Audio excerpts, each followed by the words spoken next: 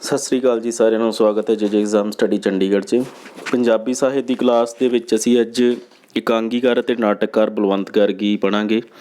ਬਲਵੰਤ ਗਾਰਗੀ ਜਿਨ੍ਹਾਂ ਨੇ ਕਿ ਇਕਾਂਗੀ ਦੇ ਕਾਰ ਦੇ ਤੌਰ 'ਤੇ ਨਾਟਕਕਾਰ ਦੇ ਤੌਰ 'ਤੇ ਮਹਾਰਤ ਹਾਸਲ ਕੀਤੀ ਜੀ। ਸਾਡੇ ਸਿਲੇਬਸ ਵਿੱਚ ਵੀ ਉਹ ਬਤੌਰ ਇਕਾਂਗੀਕਾਰ ਅਤੇ ਨਾਟਕਕਾਰ ਹੈਗੇ। ਸੋ ਇਸ ਕਰਕੇ ਇਹਨਾਂ ਦਾ ਟੌਪਿਕ ਜਿਹੜਾ ਇਕੱਠਾ ਕਵਰ ਕਰਾਂਗੇ। ਸ਼ੁਰੂ ਕਰਦੇ ਹਾਂ ਅੱਜ ਦਾ ਟੌਪਿਕ।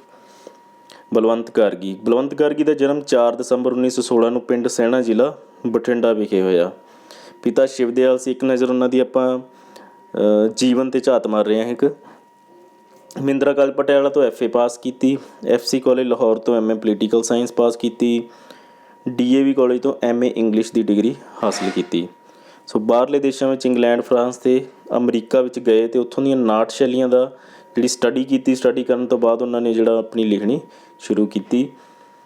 ਸੋ ਸਭ ਤੋਂ ਪਹਿਲਾਂ ਅੰਗਰੇਜ਼ੀ ਵਿੱਚ ਉਹਨਾਂ ਨੇ ਲਿਖਣਾ ਸ਼ੁਰੂ ਕੀਤਾ ਸੀ। ਪੰਜਾਬੀ ਦੇ ਉਹ ਨਾਟਕਕਾਰ ਇਕਾਂਗੀਕਾਰ ਹੋਏ, ਪਰ ਉਸ ਤੋਂ ਪਹਿਲਾਂ ਉਹਨਾਂ ਨੇ ਜਿਹੜੀ ਸਟਾਰਟਿੰਗ ਉਹਨਾਂ ਦੀ ਅੰਗਰੇਜ਼ੀ ਤੋਂ ਸ਼ੁਰੂ ਹੋਈ ਸੀ। ਪੰਜਾਬੀ ਨਾਟਕ ਵਿੱਚ ਮਨੋਵਿਗਿਆਨਿਕ ਨਾਟਕ ਆਰੰਭ ਕੀਤਾ, ਜਿਹੜਾ ਉਹ ਬਲਵੰਤ ਗਾਰਗੀ ਜੀ ਨੇ ਕੀਤਾ। ਉਹਨਾਂ ਨੂੰ ਇਸ ਚੀਜ਼ ਦਾ ਸਿਹਰਾ ਉਹਨਾਂ ਨੂੰ ਜਾਂਦਾ। ਗਾਰਗੀ ਨੇ ਟੈਗੋਰ ਦੀ ਸਲਾਹ ਅਤੇ ਗੁਰਬਖਸ਼ ਸਿੰਘ ਦੇ ਪ੍ਰਭਾਵ ਅਧੀਨ ਪੰਜਾਬੀ ਵਿੱਚ ਲਿਖਣਾ ਸ਼ੁਰੂ ਕੀਤਾ। ਪਹਿਲਾਂ ਉਹਨਾਂ ਨੇ ਇੰਗਲਿਸ਼ 'ਚ ਲਿਖਣਾ ਸ਼ੁਰੂ ਕੀਤਾ ਸੀ, ਪਰ ਰਵਿੰਦਰ ਨਾਥ ਟੈਗੋਰ ਦੀ ਸਲਾਹ 'ਤੇ ਉਹਨਾਂ ਨੇ ਮਾਤ ਭਾਸ਼ਾ 'ਚ ਲਿਖਣਾ ਸ਼ੁਰੂ ਕਰ ਦਿੱਤਾ। ਗਾਰਗੀ ਰਚਨਾਵਾਂ ਦਾ ਰੰਗਮੰਚ ਨੂੰ ਮੁੱਖ ਰੱਖ ਕੇ ਕਰਦਾ ਹੈ। ਜਿਹੜੀਆਂ ਉਹਨਾਂ ਦੀਆਂ ਰਚਨਾਵਾਂ ਉਹ ਸਟੇਜ ਨੂੰ ਮੁੱਖ ਰੱਖ ਕੇ, ਚਾਹੇ ਉਹ ਨਾਟਕ ਹੈ ਚਾਹੇ ਇਕਾਂਗੀ ਹੈ, ਉਹ ਸਟੇਜ ਨੂੰ ਜਿਹੜਾ ਮੁੱਖ ਰੱਖ ਕੇ ਆਪਣੀ ਜਿਹੜੀ ਉਹ ਰਚਨਾ ਕਰਦੇ ਲਿਖਦੇ ਆ। ਰੰਗਮੰਚ ਨਾਲ ਸੰਬੰਧਿਤ 2 ਪੁਸਤਕਾਂ ਵੀ ਲਿਖੀਆਂ, ਰੰਗਮੰਚ ਅਤੇ ਲੋਕ ਨਾਟ। ਇੰਪੋਰਟੈਂਟ ਹੈ ਜੀ ਪੁਆਇੰਟ। ਰੰਗਮੰਚ ਅਤੇ ਲੋਕ ਨਾਟ, ਇਹਨਾਂ ਦੇ ਰਾਈਟਰ ਕੌਣ ਹੈ ਜੀ? ਬਲਵੰਤ ਗਾਰਗੀ। ਆਪ ਨੇ ਵਾਸ਼ਿੰਗਟਨ ਯੂਨੀਵਰਸਿਟੀ ਵਿੱਚ ਭਾਰਤੀ ਰੰਗਮੰਚ ਬਾਰੇ ਲੈਕਚਰ ਵੀ ਦਿੱਤੇ। ਸੋ ਇਹ ਵੀ ਕੁਐਸਚਨ ਆ ਸਕਦਾ ਜੀ। ਪਹਿਲਾ ਨਾਟ ਦਾ ਰਚਨਾ ਤਾਰਾ ਟੁੱਟਿਆ, ਜੋ ਕਿ 5 ਦਰਿਆ ਦੇ ਨਵੰਬਰ 1942 ਅੰਕ ਵਿੱਚ ਛਪਿਆ ਸੀਗਾ। ਪੰਜਾਬੀ ਨਾਟਕ ਵਿੱਚ ਉਸ ਦਾ ਪ੍ਰਵੇਸ਼ 1944 ਦੇ ਲਿਖੇ ਲੋਹਾ ਕੁੱਟ ਨਾਟਕ ਹੈ ਜਿਹੜਾ ਉਹਨਾਂ ਦਾ ਪਹਿਲਾ ਨਾਟਕ ਸੀ। ਸੋ ਇੰਪੋਰਟੈਂਟ ਪੁਆਇੰਟ ਹੈ ਜੀ, ਇਹ ਨੋਟ ਕਰ ਲਓ। ਬਲਵੰਤ ਗਾਰਗੀ ਦਾ ਜਿਹੜਾ ਪਹਿਲਾ ਨਾਟਕ ਜਿਹੜਾ ਸੀ ਲੋਹਾ ਕੁੱਟ 1944 'ਚ ਪਬਲਿਸ਼ ਹੋਇਆ। ਬਿਮਾਰੀ ਕਾਰਨ 22 ਅਪ੍ਰੈਲ 2003 ਨੂੰ ਮੁੰਬਈ ਵਿਖੇ ਮੌਤ ਹੋਈ ਅਤੇ ਅੰਤਿਮ ਇੱਛਾ ਅਨੁਸਾਰ ਦਿੱਲੀ ਵਿਖੇ ਸੰਸਕਾਰ ਕੀਤਾ ਗਿਆ। ਪਦਮ ਸ਼੍ਰੀ ਉਹਨਾਂ ਨੂੰ ਮਿਲਿਆ ਸੀਗਾ। ਸੋ ਹੁਣ ਉਹਨਾਂ ਦੇ ਜਿਹੜਾ ਸਾਹਿਤਕ ਸਫ਼ਰ ਹੈ, ਉਹਨਾਂ ਦੀ ਰਚਨਾਵਾਂ 'ਤੇ ਆਪਾਂ ਇੱਕ ਝਾਤ ਮਾਰਦੇ ਹਾਂ। ਵੈਸੇ ਤਾਂ ਉਹਨਾਂ ਦੀ ਪਹਿਲੀ ਰਚਨਾ ਹੈਗੀ ਤਾਰਾ ਟੁੱਟਿਆ 1942, ਜਿਹੜਾ ਕਿ 5 ਦਰਿਆ ਦੇ ਵਿੱਚ ਛਪਿਆ, ਆਪਾਂ ਪਿੱਛੇ ਪੜ੍ਹਿਆ ਹੈ। ਪਰ ਪੰਜਾਬੀ ਦੇ ਵਿੱਚ ਪਹਿਲਾ ਨਾਟਕ ਜਿਹੜਾ ਉਹਨਾਂ ਦਾ ਮੰਨਿਆ ਜਾਂਦਾ, ਜਿੱਥੋਂ ਉਹਨਾਂ ਨੇ ਮਹਾਰਤ ਹਾਸਲ ਕੀਤੀ, ਪ੍ਰਸਿੱਧੀ ਹਾਸਲ ਕੀਤੀ, ਉਹ ਜੀ ਲੋਹਾ ਕੁੱਟ। ਸੋ ਸਾਡਾ ਆਨਸਰ ਜੇ ਉਹਨਾਂ ਦਾ ਪਹਿਲਾ ਨਾਟਕ ਬਾਰੇ ਆਉਂਦਾ ਤਾਂ ਲੋਹਾ ਕੁੱਟ ਹੋਊਗਾ। ਉਸ ਤੋਂ ਬਾਅਦ ਉਹਨਾਂ ਦੇ ਸਾਰੇ ਇਹ ਸੈਲ ਪੱਥਰ, ਬਿਸਵੇਦਾਰ, ਕੇਸਰੋ, ਨਵਾਂ ਮੁੱਢ, ਘੁੱਗੀ, ਸੋਹਣੀ ਮਣੀਵਾਲ ਅਤੇ ਕੇਸਰੋ, ਇਹ ਜਿਹੜੇ 2 ਨਾਟਕ ਇਹ ਵੀ ਬੜੇ ਇੰਪੋਰਟੈਂਟ ਹੈ, ਜੋ ਕਿ ਸਟੇਜ 'ਤੇ ਕਾਫੀ ਵਾਰ ਖੇਡੇ ਗਏ ਸੀ ਉਸ ਟਾਈਮ ਦੌਰਾਨ।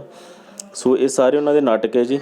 ਸੋ ਮੈਂ ਇਹਨੂੰ ਕਲੀਅਰ ਕਰਦਾ, ਤੁਸੀਂ ਪਲੀਜ਼ ਇਹਦਾ ਸਕਰੀਨਸ਼ਾਟ ਲੈ ਸਕਦੇ ਹੋ। ਪੈਂਤੜੇਬਾਜ਼ ਨਾਟਕ ਦੀ ਰਚਨਾ ਕਿਸ ਦੀ ਹੈ? ਬਲਵੰਤ ਗਾਰਗੀ। ਸੁਲਤਾਨ ਰਜ਼ੀਆ ਕਿਸ ਦੀ ਹੈ? ਬਲਵੰਤ ਗਾਰਗੀ। ਸੋ ਇਸ ਤਰ੍ਹਾਂ ਦੇ ਕੁਐਸਚਨ ਹੇਠ ਲਿਖੇ ਹੋ 'ਚੋਂ ਕਿਹੜੀ ਰਚਨਾ ਬਲਵੰਤ ਗਾਰਗੀ ਦੀ ਹੈ ਜਾਂ ਨਹੀਂ ਹੈ? ਸੋ ਇਹ ਜਿਹੜੇ ਨਾਟਕਾਂ ਦੇ ਨਾਮ, ਇਕਾਂਗੀਆਂ ਦੇ ਨਾਮ, ਇਹ ਸਾਰੇ ਯਾਦ ਕਰਨੇ ਬਹੁਤ ਜ਼ਰੂਰੀ ਹੈ। ਸੋ ਇਹਨਾਂ ਦੇ ਇਕਾਂਗੀ ਸੰਗ੍ਰਹਿ ਬਹੁਤ ਇੰਪੋਰਟੈਂਟ ਹੈ ਜੀ, ਇਹ ਵੀ ਪੁਆਇੰਟ ਨੋਟ ਕਰਨ ਲਈ। ਕੁਆਰੀ ਟੀਸੀ, 2 ਪਾਸੇ, ਪੱਤਨ ਦੀ ਬੇੜੀ, ਦਸਵੰਧ, ਦੁੱਧ ਦੀਆਂ ਧਾਰਾਂ, ਚਾਕੂ ਅਤੇ ਪੈਂਤੜੇਬਾਜ਼। ਸੋ ਇਹ ਯਾਦ ਰੱਖਣ ਵਾਲੀ ਇੰਪੋਰਟੈਂਟ ਚੀਜ਼ ਹੈ। ਕਹਾਣੀ ਸੰਗ੍ਰਹਿ ਵੀ ਲਿਖਿਆ ਉਹਨਾਂ ਨੇ, ਮਿਰਚਾਂ ਵਾਲਾ ਸਾਧ, ਡੁੱਲੇ ਬੇਰ ਅਤੇ ਕਾਲਾ ਅੰਬ।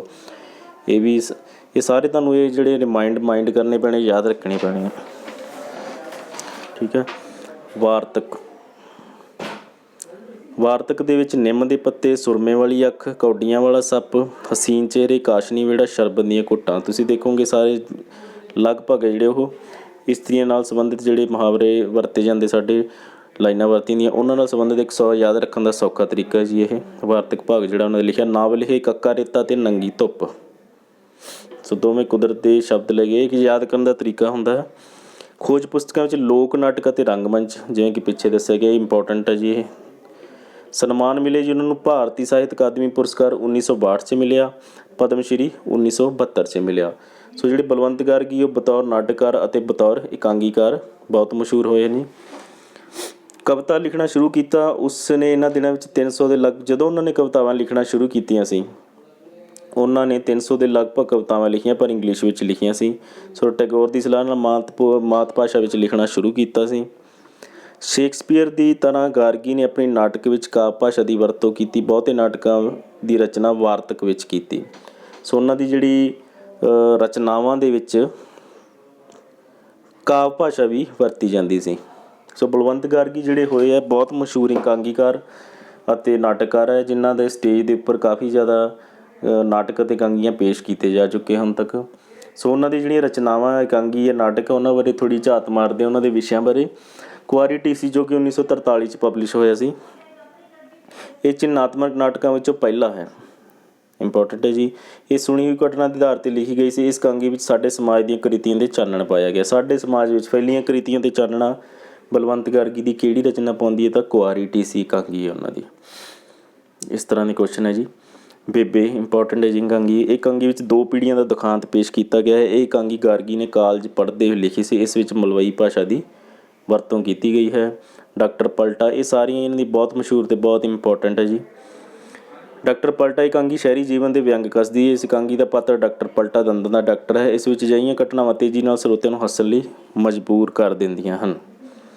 ਅੱਗੇ ਜੀ ਪੱਤਨ ਦੀ ਬੇੜੀ, ਇਹ ਪ੍ਰਤੀਕਾਤਮਕ ਇਕਾਂਗੀ ਹੈ। ਇਹ ਜੀਵਨ ਦੇ ਦੁੱਖਾਂ ਨੂੰ ਪੇਸ਼ ਕਰਦੀ। ਇਸ ਵਿੱਚ ਔਰਤ ਨੂੰ ਜੰਡ ਨਾਲ ਬੰਨੀ ਹੋਈ ਬੇੜੀ ਦੇ ਪ੍ਰਤੀਕ। ਸੋ ਇੰਪੋਰਟੈਂਟ ਹੈ ਜੀ। ਜਿੱਥੇ ਔਰਤ ਦੇ ਟੌਪਿਕ 'ਤੇ ਕੁਛ ਆ ਜਾਂਦਾ ਜੀ, ਵਿਸ਼ਾ ਆ ਜਾਂਦਾ, ਉਹ ਇੰਪੋਰਟੈਂਟ ਹੀ ਹੈ ਜੀ। ਸੋ ਔਰਤ ਨੂੰ ਜਿੱਥੇ ਲਾਚਾਰ ਦਿਖਾਇਆ ਗਿਆ, ਜੰਡ ਨਾਲ ਬੰਨੀ ਬੇੜੀ ਦਿਖਾਇਆ ਗਿਆ, ਉਹ ਕਿਹੜੀ ਇਕਾਂਗੀ ਹੈ ਜੀ? ਇਸ ਤਰ੍ਹਾਂ ਦਾ ਕੁਐਸਚਨ ਆ ਸਕਦਾ ਉਹ ਜੀ ਪੱਤਨ ਦੀ ਬੇੜੀ। ਨੈਕਸਟ ਹੈ ਜੀ ਹਾਊਸ ਬੋਟ। ਇਸ ਵਿੱਚ ਇੱਕ ਆਮ ਮੱਧ ਸ਼੍ਰੇਣੀ ਦੀ ਇਸਤਰੀ ਦੀ ਕਹਾਣੀ ਹੈ ਜੋ ਪੜ੍ਹੀ ਲਿਖੀ ਹੋਣ ਦੇ ਬਾਵਜੂਦ ਵੀ ਪੁਰਾਣੀਆਂ ਕਦਰਾਂ ਕੀਮਤਾਂ ਵਿੱਚ ਬੱਝੀ ਹੋਈ ਹੈ। ਇਸ ਵਿੱਚ ਗਾਰਗੀ ਨੇ ਅੰਗਰੇਜ਼ੀ ਭਾਸ਼ਾ ਦੇ ਸ਼ਬਦਾਂ ਦੀ ਵਰਤੋਂ ਕੀਤੀ ਹੈ। ਸੋ ਹਰ ਇਕਾਂਗੀ ਦੇ ਵਿੱਚ ਕੁਛ ਨਾ ਕੁਛ ਸਪੈਸ਼ਲਾਈਜੇਸ਼ਨ ਹੈ ਜੀ। ਇਹਦੇ ਵਿੱਚ ਇੰਗਲਿਸ਼ ਦੇ ਵਰਡਸ ਹੈ ਜਿਹੜੇ ਹਾਊਸ ਬੋਟ, ਨਾਮ ਹੀ ਹੁੰਦਾ ਜਿਹੜਾ ਇੰਗਲਿਸ਼ ਦਾ। ਸੋ ਇਹ ਇੱਕ ਬਹੁਤ ਸ਼ਾਰਟਕਟ ਬਣ ਜਾਂਦਾ, ਯਾਦ ਰੱਖਣ ਦਾ ਸੌਖਾ ਤਰੀਕਾ। ਹਾਊਸ ਬੋਟ ਵਿੱਚ ਉਹਨਾਂ ਨੇ ਇੰਗਲਿਸ਼ ਦੇ ਸ਼ਬਦਾਂ ਦਾ ਪ੍ਰਯੋਗ ਕੀਤਾ। 2 ਪਾਸੇ, ਇਹ ਇਕਾਂਗੀ 2 ਸਵਾਰਥੀ ਮਿੱਤਰਾਂ ਦੀ ਚਿੱਤਰਾਂ ਨੂੰ ਗਾੜਦੀ ਜੋ ਆਪਣੇ ਮਤਲਬ ਲਈ ਇੱਕ ਦੂਜੇ ਨੂੰ ਨੀਵਾਂ ਦਿਖਾਉਂਦੇ ਰਹਿੰਦੇ ਹਨ। 2 ਪਾਸੇ ਇਕਾਂਗੀ ਹੋ ਗਈ ਜੀ। ਗਿਰਜਾਂ, ਇਹ ਬੰਗਾਲ ਦੇ, ਇਹ ਵੀ ਇੰਪੋਰਟੈਂਟ ਹੈ ਜੀ ਬਹੁਤ ਜ਼ਿਆਦਾ, ਕਿ ਕਿਹੜੇ ਲੇਖਕ ਨੇ ਬੰਗਾਲ ਦੇ 1942 ਦੇ ਭਿਆਨਕ ਕਾਲ 'ਤੇ ਇਕਾਂਗੀ ਜਾਂ ਨਾਟਕ ਲਿਖਿਆ ਸੀ? ਗਿਰਜਾਂ। ਇਹਦਾ ਆਨਸਰ ਹੈ ਜੀ ਬਲਵੰਤ ਗਾਰਗੀ। ਸੋ ਅਗਲਾ ਹੈ ਜੀ ਬੰਬ ਕੇਸ। ਬੰਬ ਕੇਸ, ਇਹ ਦੇਸ਼ ਦੀ ਵੰਡ ਪਿੱਛੋਂ ਸ਼ਰਨਾਰਥੀਆਂ ਦੀ ਹਾਲਤ ਉੱਤੇ ਚੋਟ ਕਰਦੀ ਜੀ। ਸੋ ਇੰਪੋਰਟੈਂਟ ਹੈ ਜੀ, ਬਹੁਤ ਇੰਪੋਰਟੈਂਟ ਜਿਹੜੇ ਸੀ ਹੁੰਦਾ। ਵੈਸੇ ਤਾਂ ਤੁਸੀਂ ਪਿੱਛੇ ਦੇਖਿਆ ਹੀ ਹੈ ਕਿ ਉਹਨਾਂ ਦੀਆਂ ਰਚਨਾਵਾਂ ਕਿੰਨੀਆਂ ਸਾਰੀਆਂ, ਪਰ ਉਹੀ ਅਸੀਂ ਲੈ ਕੇ ਆਏ ਹਾਂ ਜੇ ਕਿ ਉਹਨਾਂ ਦੇ ਵਿਸ਼ੇ ਹੀ ਅਸੀਂ ਤੁਹਾਨੂੰ ਦੱਸ ਰਹੇ ਹਾਂ ਜਿਹੜੀਆਂ ਕਿ ਇੰਪੋਰਟੈਂਟ ਜ਼ਿਆਦਾ ਹੈ। ਉਹਨਾਂ ਦੀ ਅਗਲਾ ਜੀ ਮਹਿਮਾਨ। ਇਹ ਦਿਖਾਵੇ ਦੀ ਆਓ ਭਗਤ ਉੱਤੇ ਚੋਟ ਹੈ। ਮਹਿਮਾਨ ਤੋਂ ਹੀ ਪਤਾ ਲੱਗ ਜਾਂਦਾ ਜੀ। ਪੈਂਤੜੇਬਾਜ਼, ਇਹ ਸਾਦਗੀ ਨਾਟਕਾਂ ਦਾ ਸੰਗ੍ਰਹਿ ਸੀ। ਮੈਰਿਜ, ਇਹ ਅਲੱਗ ਹੈ ਜੀ, ਠੀਕ ਹੈ ਜੀ, ਇਹ ਅਲੱਗ ਹੈ। ਪੈਂਤੜੇਬਾਜ਼, ਇਹ ਸਾਦਗੀ ਨਾਟਕਾਂ ਦਾ ਸੰਗ੍ਰਹਿ, ਇਸ ਵਿੱਚ ਮੈਰਿਜ ਪੈਲਸਾਂ ਬਾਰੇ ਦੱਸਿਆ ਗਿਆ ਹੋਊਗਾ।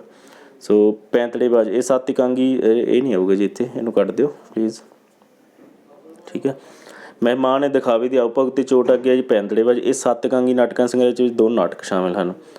ਇਹਦੇ ਵਿੱਚ 7 ਇਕਾਂਗੀ ਆ, ਠੀਕ ਹੈ ਜੀ, 2 ਨਾਟਕ ਪੈਂਤੜੇਬਾਜ਼। ਸੋ ਥੈਂਕ ਯੂ ਜੀ ਤੁਹਾਡਾ। ਪਲੀਜ਼ ਸਬਸਕ੍ਰਾਈਬ ਚੈਨਲ, ਅੱਗੇ ਵੀ ਫਾਰਵਰਡ ਜ਼ਰੂਰ ਕਰਿਓ ਜੇ ਤੁਹਾਨੂੰ ਚੰਗਾ ਲੱਗੇ। ਹਰ ਤਰ੍ਹਾਂ ਦੇ ਟੌਪਿਕ ਅਸੀਂ ਲੈ ਕੇ ਆ ਰਹੇ ਹਾਂ, ਡਿਸਕ੍ਰਿਪਟਿਵ ਵੀ, MCQ ਵੀ। ਥੈਂਕ ਯੂ ਜੀ।